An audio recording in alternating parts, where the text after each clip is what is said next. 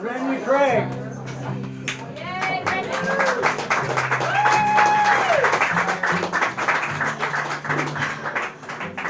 So I want to thank everyone for supporting the new artist anthologies. Aren't they great?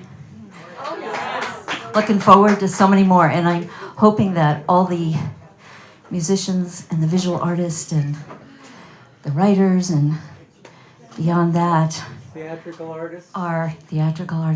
Are inspired by everyone that gets up here and shares their artist anthology to come see Dale and I and say, hey, I'd like to do one too. And we'll add you to the list. Is Paul still here? Right out on the porch. So Paul, you're on the porch. I just want to say that was really amazing. I didn't even know that you painted anything but landscapes.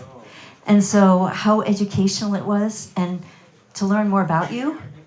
And I felt like I was a fly on the wall as you put that together, or maybe you were a fly on the wall while I was putting mine together, because there's some interesting connections, which you will hear. All right then.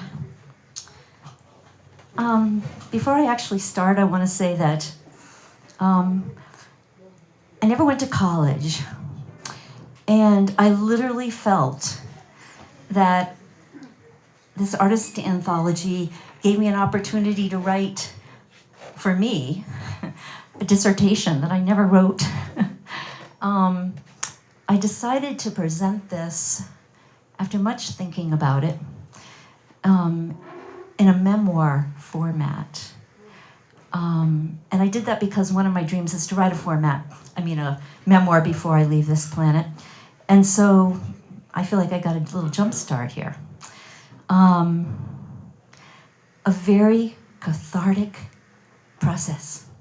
I remember when Stephen was here, and Stephen did one of the first songwriters anthologies. And what did you say you had to? Still getting over. Yeah, you're still getting over it. It took you like a week. You go through 40 years of beauty and trauma and reliving everything. Yeah, and that's exactly what this is about. And I've had to remember, relive, and now I'm celebrating the steps of my path. So I know I'm using up my minutes.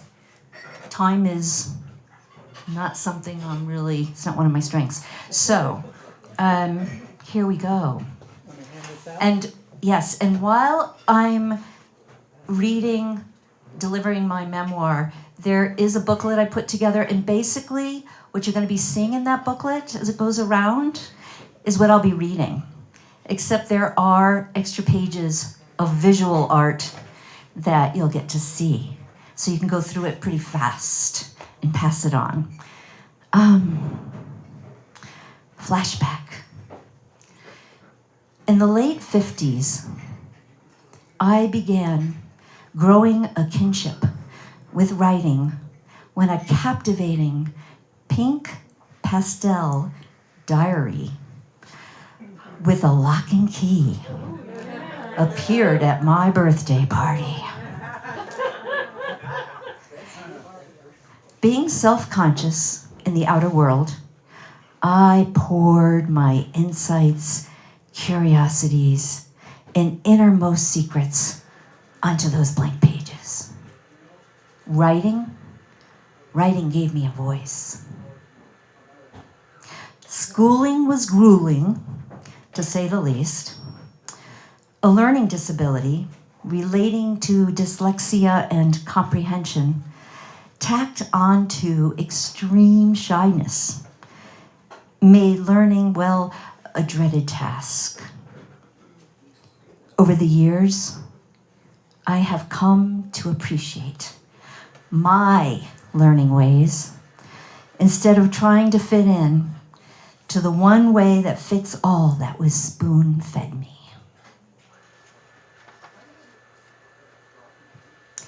Throughout junior and high school years, my secret writing, as I used to call it in my diary, continued. During the same time period, I was turned on to color and design through knitting, crocheting, and sewing 90% of my wardrobe. upon graduating, just the notion of attending college scared the shit out of me. So instead, I pursued a secretarial career. In my early 20s, I moved from the southeastern shoreline of Connecticut to the multicultural metropolis of Washington, D.C. And my secretarial stint, including the posh law firm of Watergate Building, lasted long enough for me to realize that I was actualizing my dad's dream, not mine. So I exited the corporate world, trading in my three-piece black pinstripe suit, pantyhose, and low-heel pumps for casual attire and a change of name. Yeah, a change of name. Oh, how I wish I had a photo of that era wearing a black pinstripe suit. As years continued on, I filled up countless journal books and, well, I trashed them all too. It just didn't feel important back then to hold on to all those stream of consciousness pages of personal insight. Mostly because I moved around a lot. I had a gypsy spirit, and they became too burdensome to pack up and schlep around. Perhaps without realizing it at the time, I was practicing the art of living and letting go. So I was born Deborah Lynn. Deborah, was born in the dreamy, watery month of July, and I was renamed Renya, rebirthed under the sign of unique. Names are significant. They carry an energy and an influence. As soon as I legally changed my name, I jumped literally from a mainstream lifestyle into a creative hodgepodge. And because Renya means queen, and queen translates to empowerment, my true nature and soul's potential came out of hiding. It literally did. Suddenly, I began growing muscles of a confident, free spirit.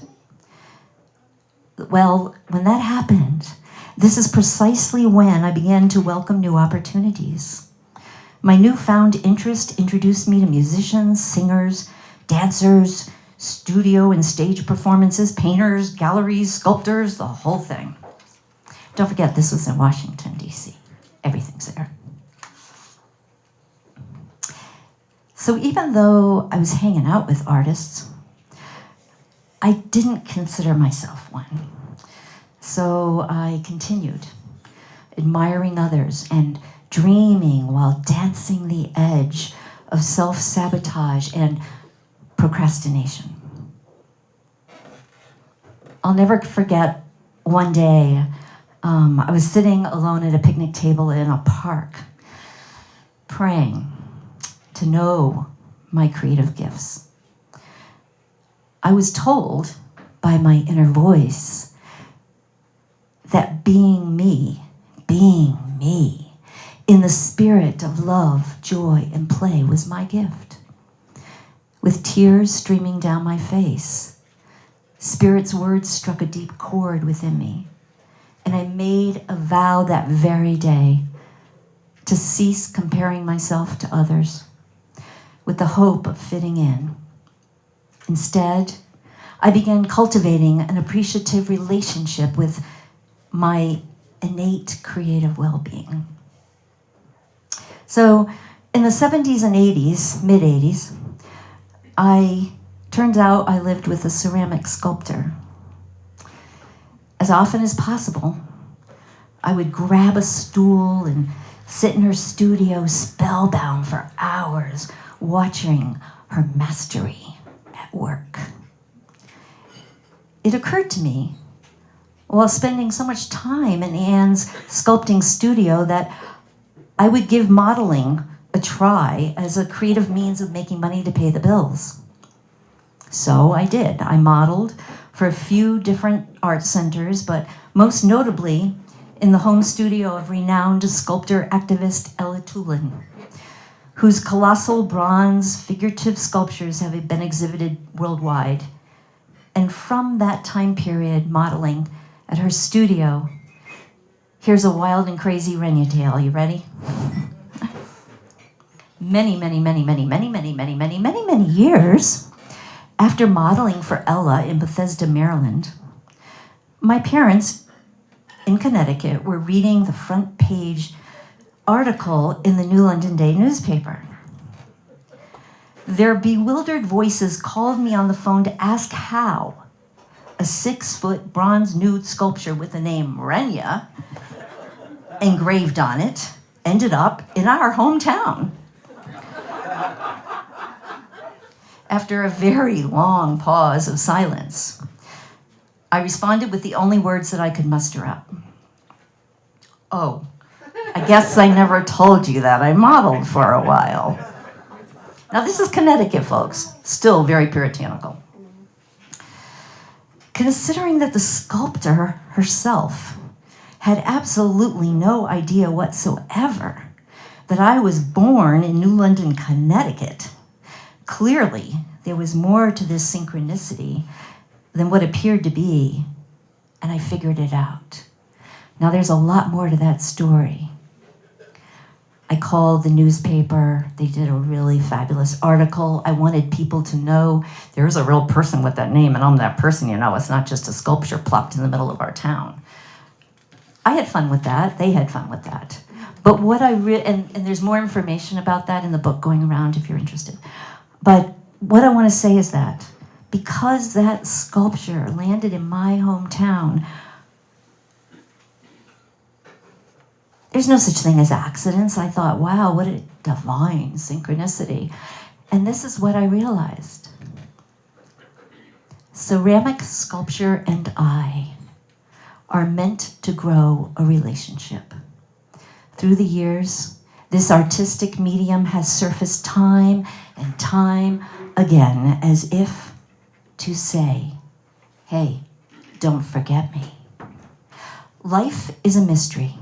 It picks us up, moves us around, stretches our beliefs, challenges our minds, and transforms us one way or another. Well, I didn't know it at the time, but clay would play a significant role on the road to self-healing, destructive anorexia, and bulimia.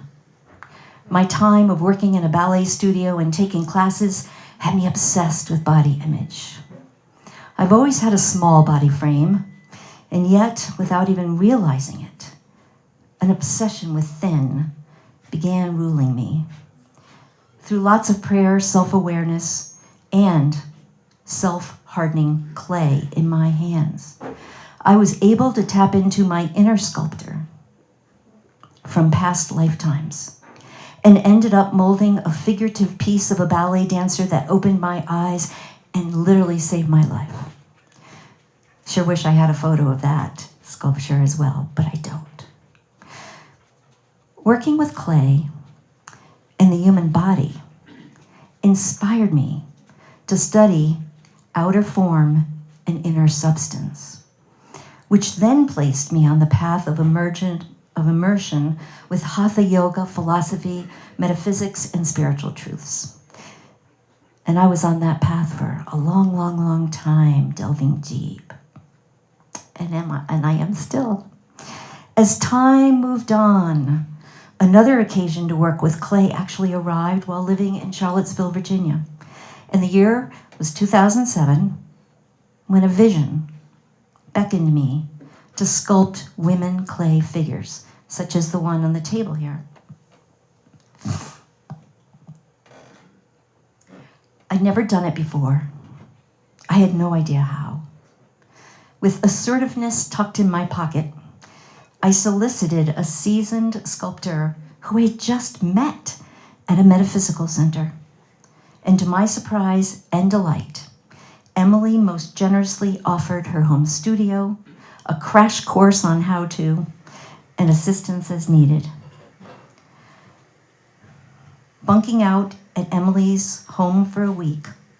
All of me was zoned in, and my ceramic ladies were birthed.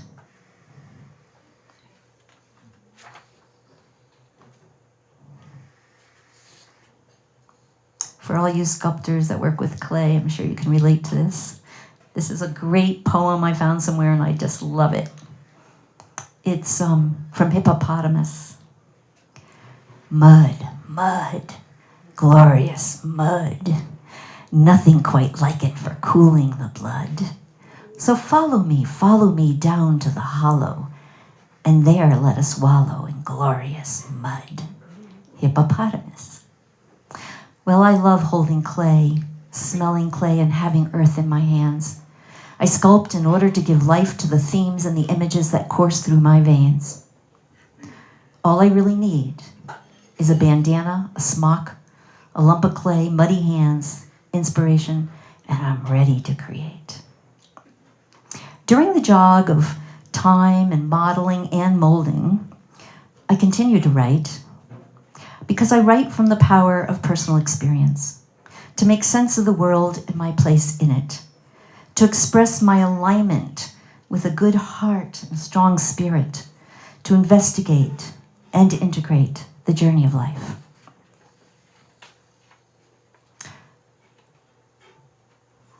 I had this observation while I was putting together this anthology, and I've always known it, it's nothing new, but it's kind of fun to say it out loud, so here it goes. And it'll make sense when you look at the book. While writing this anthology reflection, I realize just how much I love sculpting figurations of the feminine. In my own way, I take to heart the enchanting tale of Pygmalion, molding belly and butt curves and long flowing hair and voluptuous breast any way I want. It's so gratifying. Really. So in 2011, I took a break from clay when Spirit served up a vision for a fiber art project. While Japan was dealing with an earthquake and tsunami on the other side of the world, my heart experienced a compassionate awakening for all the souls mass exiting. I was inspired by intuition to create ceremonial art prayer bundles now called blessing bundles. And from 2011 to present day, thousands of bundles have been displayed, gifted, and sold throughout the states and abroad. Oh my gosh, I found a typo. Looking right at you, Lynn. Their mission, the mission of the blessing bundles, what they uphold, the mission they uphold, and the message that they carry is dedicated to the art of blessing ourselves and each other with the intention and attention to living more fully and caring more deeply. And for those that might not know, I do have a display of some of my bundles in the cabinet back there, the retail cabinet. So, where do we go from here? Oh. In autumn 2012, I waved goodbye to the East Coast, where I had lived since childhood. Since age 12, I earnestly wished that someday I would travel as a vagabond, writer, and photographer. And my dream was delivered. Following a prompting from my soul's potential to journey into the unknown. During that life-changing span of 8 months, cross-country, solo, living out of my car mostly, meeting incredible people, enjoying so many synchronicities, weaving wonderful connections, visiting hostels and networking my art. Every day for 8 months, I committed to writing and sharing a travel blog entitled Renya on the Road. And it was a big deal because up until that point, I wrote my diary, I wrote many, many journals that I burned. And I had this thing about, I said I was a procrastinator, but I really had this belief system that I couldn't do anything consistently except brush my teeth, and that's what I used to say. I have a lot of water energy. I love to flow. I love being in the moment. And the challenge I set for myself when I went cross country, I didn't know I was going to be on the road 8 months. It just happened that way because I was living every moment, whatever showed up without any plans. And it was the most amazing 8 months of my life. Except for being pregnant. That was just as amazing. I just realized that I was going to set that bar, and I was going to say, I'm making a pact that no matter how long I'm on the road, I'm going to do this blog, and I ain't going to fall asleep at night, no matter where I am, no matter how long I've traveled during the day, but I'm not going to sleep until I download the photos I took that day on my little camera, and I write about that day. And there are many times in hostels, I remember people staying there and seeing me in the dining room the next morning with my head on my keyboard, asleep, saying, have you slept? And there were many of those nights. I kept my promise for 8 months. It was a huge, big deal. And to this day, I celebrate that because it really rewired the storyline that I had told myself that I couldn't do something when I proved to myself I could. So my solo trip cross country was extraordinary. And the extraordinary wasn't over yet. Just as I ran out of money at the end of my sojourn and found myself wondering, what now? I met a soul brother who's standing right there in front of the t-shirts, Renya, who generously offered me a spectacularly enchanted place in a little village in northern New Mexico to live and continue my creative work. And so began a new creative adventure of living in a very tiny house off-grid. For 6 years, we partnered in travel.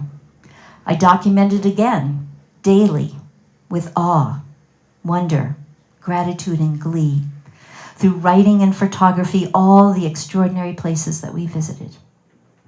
And I've archived them all at home in a notebook, too. Was it our 60,000 miles together? Our 6 year, 60,000 mile Wonderlist Unbound miles are forever cherished and archived. My relationship with the written word has always been and continues to be my fortress. My friend Renya nicknamed me Woman with a Pad, inspired by Stands with a Fist from Dances with Wolves. If you know me, you know that I would be lost without a pen and notepad. So flashing forward, living in Silver City has me writing in a creative house with 2 other creatives, Dale and my son Itra, and handcrafting in the backyard in the Renya Creations RC art shed. Literally a shed. My life feels so very alive with potential as I proceed onward as a working artist practicing the art of patience in birthing my evolving creative spirit.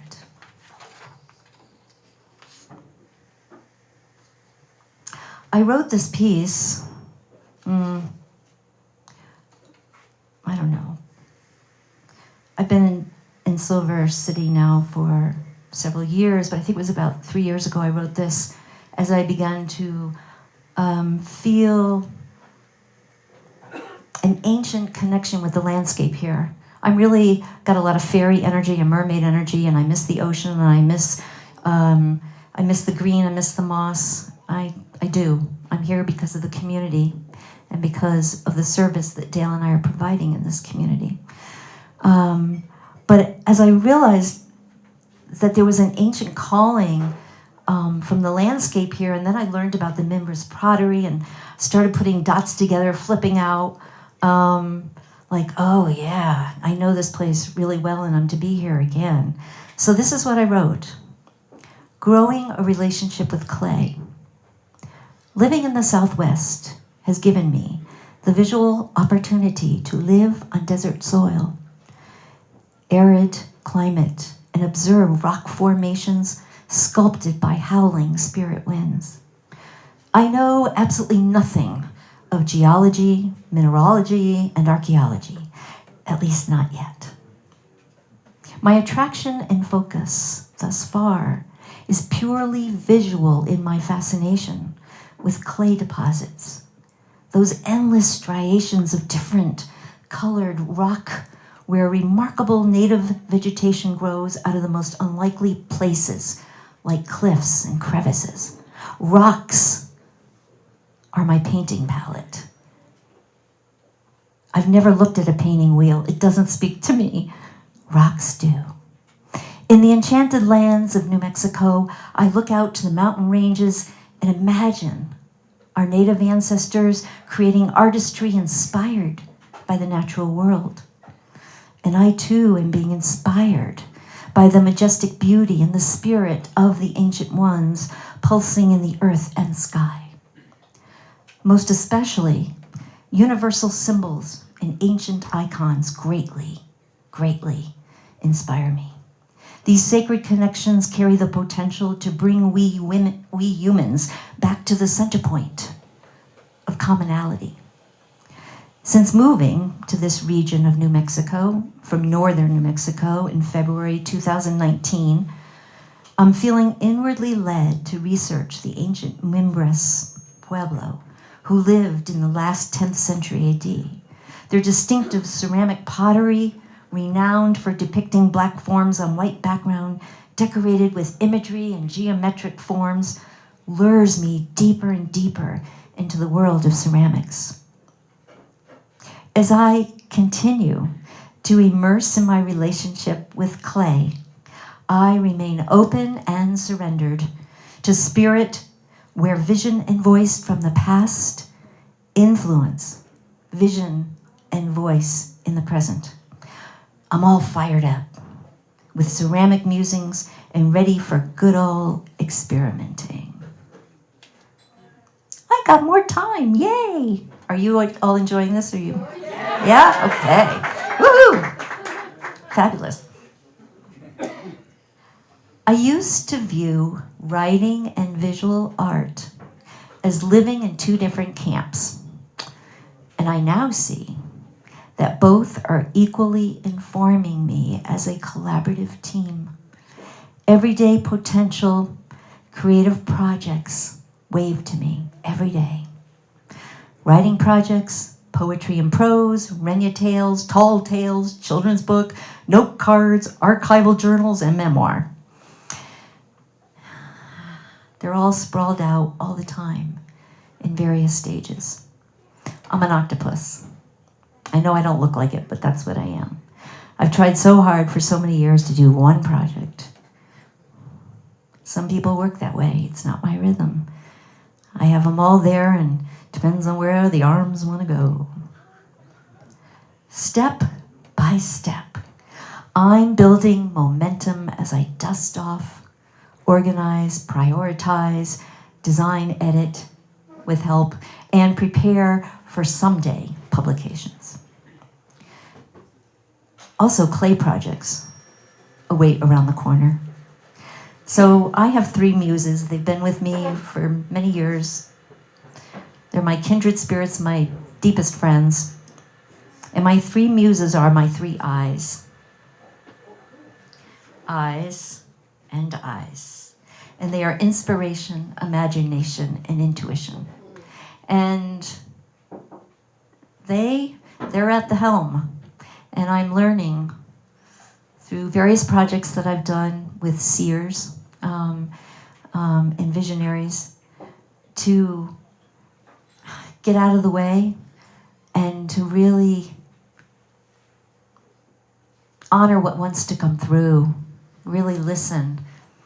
And I'm finding that that's being asked of me more and more. It seems to be my soul's original instructions that at this point, I keep getting this message from Spirit a lot saying, it's not what you want anymore. It's what your soul is calling you to. Big difference. I made a little list. It occurred to me to share what I've learned along the artist path so far.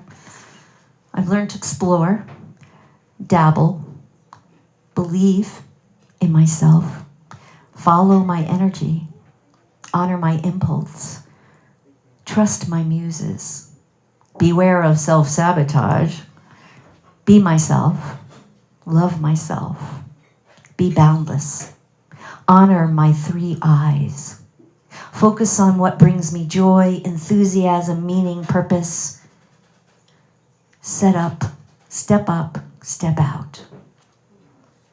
My greatest creative breakthroughs thus far. I've always been afraid of painting. It's a big deal. I know it's from another lifetime. And somehow, because I was afraid of it, I love looking at paintings. I'm in awe, but it scares me. And somehow I managed to avoid it for years. I'm probably the only almost 70-year-old woman that never painted a wall or a piece of furniture or anything. Pretty amazing, huh? So then it started happening that I just started painting on clay. I'm making clay pendants. And I don't remember when it exactly happened, but there was a moment when I said, hey, I have some paint here. I wonder what would happen. And I loved it. I fell in love.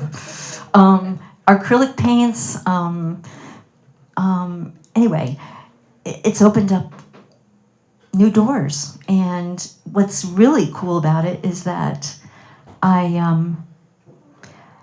once again, it's the willingness to walk through these places that is so easy to avoid.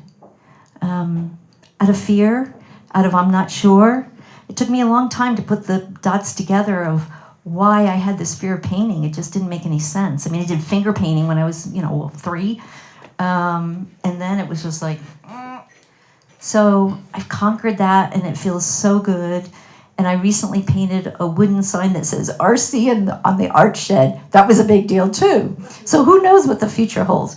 And I guess what I want to say is that I didn't write this, but I'll share this story too, because, so many lifetimes, and we're carryovers. Those sculptures that I did of 3 ladies, I had never sculpted before. And I knew I had sculpted before. It just wasn't here and now. And it was just about getting out of the way and tapping in. So I'm learning to do that with writing now, because for a really long time I've written so much. I've got over 300 poems. I have 12 2.5, 3.5, 4-inch custom binders that holds every art, every writing, every essay, everything that I've ever, lived on this life. Pictures of family, just so much. And then I got to this place where I realized I was being asked to take the next step with my writing, which was, instead of just making, I guess I'll say, isolated pieces of art, I'm being asked to bring them together and create projects. It's like congruency.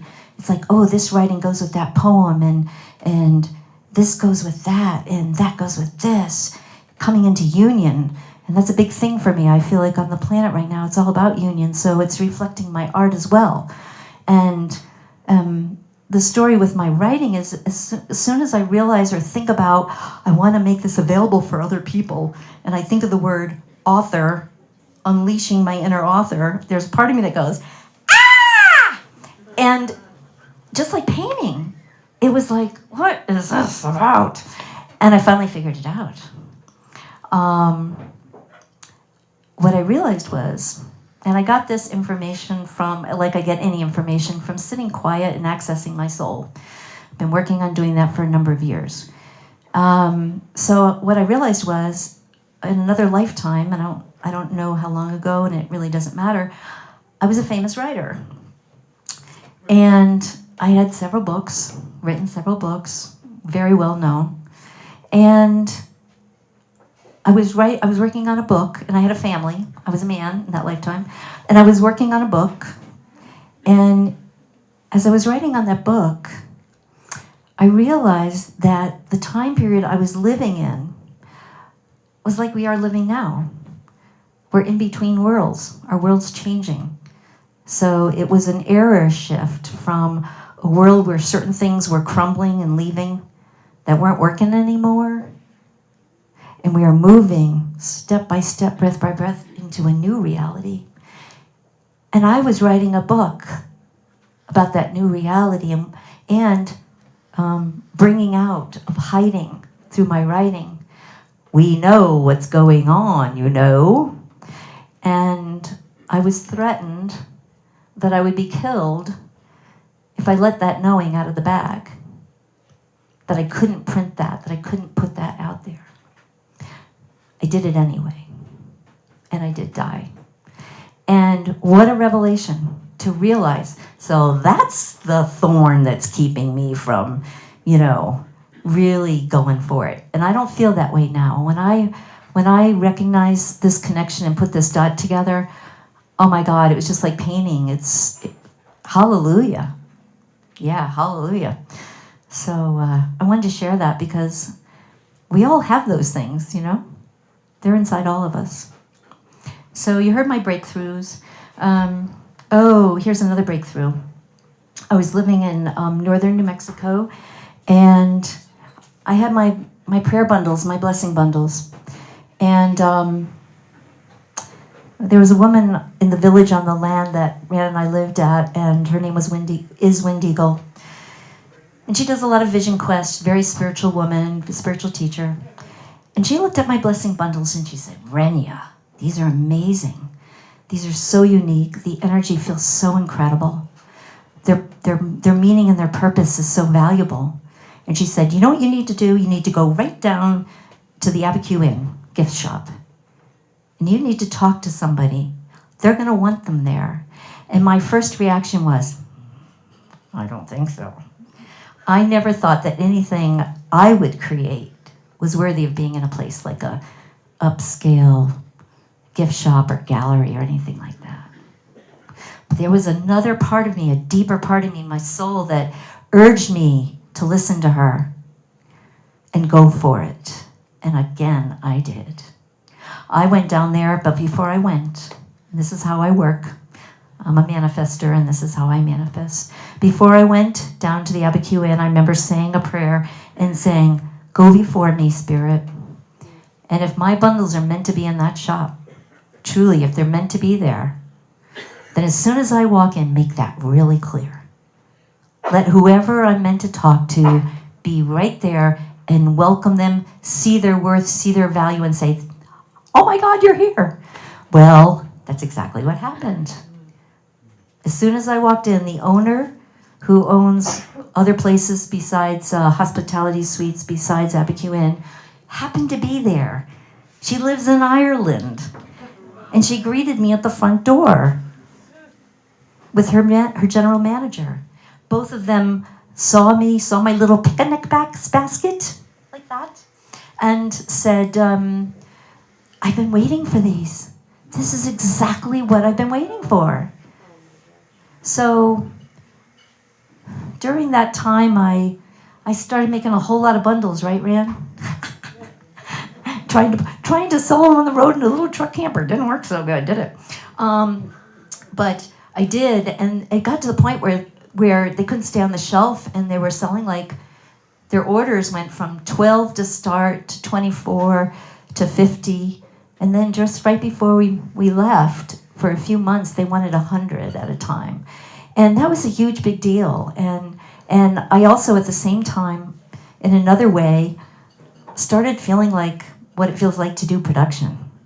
And it got to feel like the sacredness of not only the process, but keeping the energy sacred, knowing that I had to pump out 100 in so much time, was a challenge. And so right before COVID, they closed down their gift shop, and a new manager came in, and I said a prayer that I didn't want to do production like that, not that much. Just didn't feel right. And so it just kind of dissolved. But I'm thankful for just so much information affirmation and paying attention to the evolving growth of what feels right and what doesn't to help us make choices. So there's that. Okay, I have time for, I thought it would be fun. This is kind of fun. Out of all the writings I've written through the years, many, in many forms, I actually have a poem from English 2-6. I don't know if that means I was in the 6th grade. I have no clue. And the teacher was Mrs. Schmitz. I kind of remember her. And my name was Debbie Craig. There you go. So I'm going to read this because I found it, and I think it's great that I have it. It's called I Never Get Tired of Fun.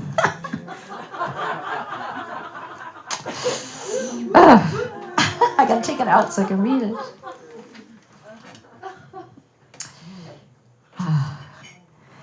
Since the day I was born, under the bright July sun, I had something in mind, which was the word fun. I remember my bicycle, blue, yellow, and gold. Learning to ride it was one of my goals. Growing up dressing in mommy's old clothes lasted a while until I smelled like a rose. But as I grew older, I began to think serious. I must stop my fooling around and become my what? Hold on. But as I grow older, I began to think serious. I must stop my fooling and become my daddy's dearest. Obviously, I was looking for words that rhyme. Then, beginning to change both physically and mentally, I lost many privileges, replaced with a big fat penalty. People around me everywhere said I looked beautiful and young without care. As I grew older, many problems arose, just like the wind in the winter blows. Going to school from grades 1 through grade 9 left me hanging in our front yard pine. We didn't even have one. But later I learned to take on responsibility and willingly to accept criticisms diligently. Making a dress from my first to my last dance gave me a new and experienced chance. Parties, dances, spirit weeks, and campaigns was certainly more delightful than childhood games. As days, weeks, and months go by, my age slips fast and seems to fly. Knowing each day was engaged in some kind of fun, I know it was fun that made me the one. What does that mean? And I absolutely love, it's on that old paper. It's not your typical size paper, and I typed it. So I think that's pretty cool. And I got an A- because I spelt the word criticism wrong. Oh, I think that's priceless. So now we come up a few years, and I got 10 minutes left. You want a little more? Or you want to end? More. Okay. Okay. I got to do this. I got to feel the order. Okay. Oh, I'm going to start with this one. So, 2018, I wrote this. There's a picture. I did not draw it. I found it somewhere, and it's a fire. And it says, I tried to keep quiet, but my ancestors wouldn't let me. Every day that comes and goes leaves its indelible mark. Chapters of living experience roll into a scroll of memory as I pass through portals of change. Along with feeling immense gratitude for a joyous life, I cannot escape the deep pit of unrest rattling in my bones. It's the soul calling to write a book. As deep as this yearning courses through me, there appears a seeming obstacle. Oh, I already shared this with you, didn't I? Well, I'll keep reading it. Why do I interpret book writing as such a dreaded task? Where does that belief originate? Diving into the core of that thought form, I've identified that this bugger is from a past life. A distant memory of minimal insight blocking the entrance to actualizing this aspect of my soul's potential. A doorway of healing leading to a go-for-it adventure. What it boils down to is here and now choice. Snickering to myself. I already know the answer. I choose to heal and give life to the castaway author held hostage inside my bones. Recently, I met with a new friend, and recently, this was 2018, whose skill is creative organization. As I began rattling off all my long list of projects, he jotted down a time management outline and thrust me out of the ridiculousness of my fantasy of so many projects. All my life, I've been stockpiling a heavy load of creative vision. Dave never once said, "Get real. You'll never do all that." He didn't have to. Through his non-judgmental approach, I was able to adjust my zealous nature to the nuts and bolts of physical practicality. How very sobering. Time management's never been my thing, still isn't. Getting better. Yet, with the passing of every day, I feel the urging to pen my inner voice. My writer's voice beckons what lies beneath the surface to birth the wisdom of transformational experience. Most of all, to honor spirit vision and voice during the time of this great turning. This is something I will never forget. And I give it to you. I hand it to you. 30 years ago, I was posed with the following question. If you were to die in the next 15 minutes, what would you say to the world before leaving? In response, I stood before a few hundred people and spoke freely what was resting in my heart. It mattered not that my knees were knocking and my voice was trembling. What mattered was the choice of speaking up or remaining silent. Here I stand many years later, and I'm on the precipice, as always, with choice, direction, focus, and fearlessness. That was fearlessness. Weaving, full of life. Each one of us a thread of potency, creating a tapestry of promise. Pathways of our heart opening, unique expressions oozing, being seen, being heard, breathing life into each other's wellspring, bridging creative, connective tissue, creating a collaborative tomorrow. Building momentum is a powerful thing. At this ripe age of blossoming, our fruits of courage are delivering fullness. A lifetime it has taken to recognize our gifts, to believe in ourselves, and to rest in our truth. To waste not this life remains our goal. So many other life rounds pinned down and put out. This current age needs us, and we need it, to spread goodness everywhere, in every way we can.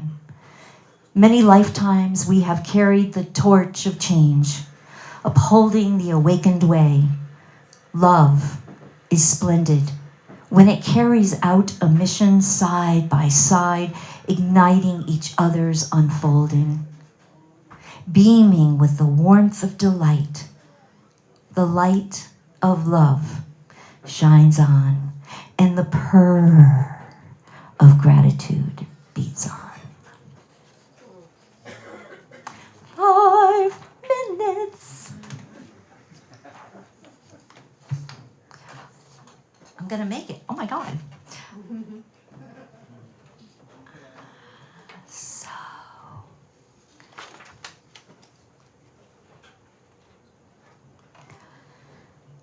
to wrap it up,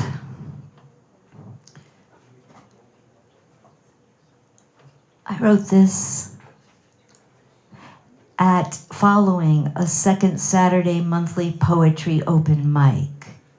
And Jan Alexander took the photo of me sitting up here sharing at open mic. And I took it home and I wrote this. To live the dreams we carry within requires the willingness and the courage to step out. That palpable feeling of being held in a resonant environment surely makes a difference. Tranquilbuzz Coffee House is a house of the rising sun, inviting us to trust in actualizing our creative potential. So they're very thankful for our inspiring, encouraging, supportive Buzz family. Here's to more and more and more communities with a capital U, like Tranquilbuzz, all over this world. Thank you, folks. This has been amazing. Thank you. Thank you for witnessing me. That's what it feels like. Thank you. And Paul. So if there's anyone else that has a history, a creative history from way back when, and you'd like to go back and revisit it and share it here, let Dale or I know, and we'll talk about that. Really appreciate, I want to say that I'm a major networker, and I know I sent out a whole lot of emails asking specific people that I just felt called to.